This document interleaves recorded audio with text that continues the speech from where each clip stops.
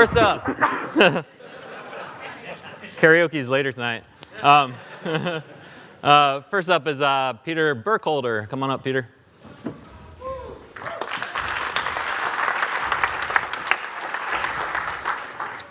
When the screen goes full, you're going to start, all right? Hello, DevOps Days.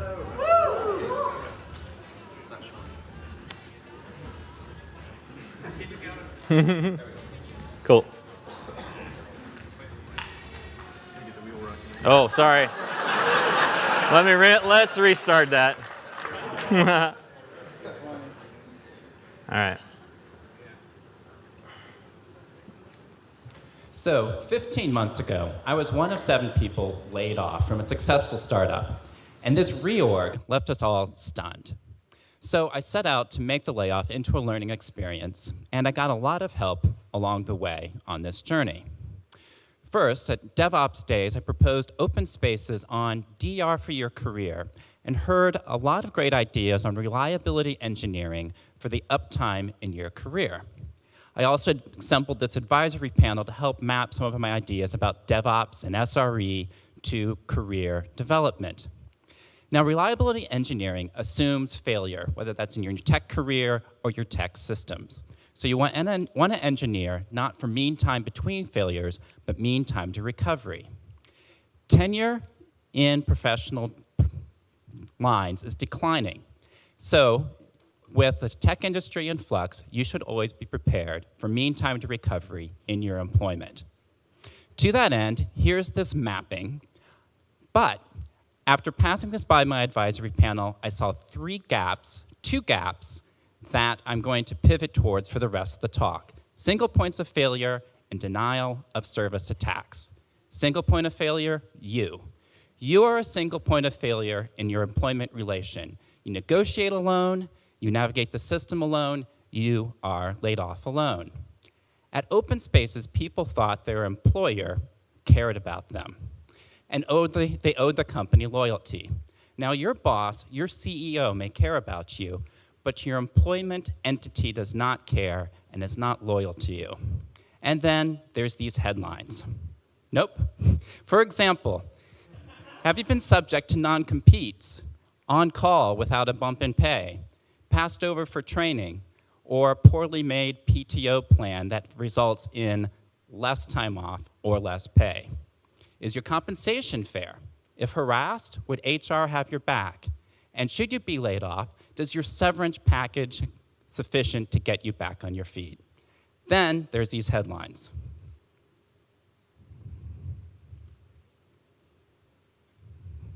And I'm blanking what comes next. Oh, at DevOps Days Baltimore, I talked about the importance of being average, thinking statistically about yourself. Unless you're management now, on average, you won't be soon. So what to do about this mismatch between employee missteps and employee powerlessness? Well, consider the folks who brought us the 40-hour work week. Yes, unions. Are you dismissing unions as 1970s or anti-competitive? Well, then ask if you're really thinking critically. You shouldn't conflate a technology with its implementation.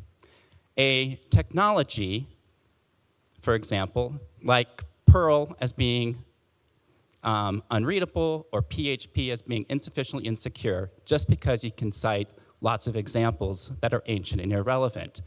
Likewise, today's unions are not yesterday's unions. A leaner model is increasing professional union membership to get a seat at the table and give a voice to the people who work at a place.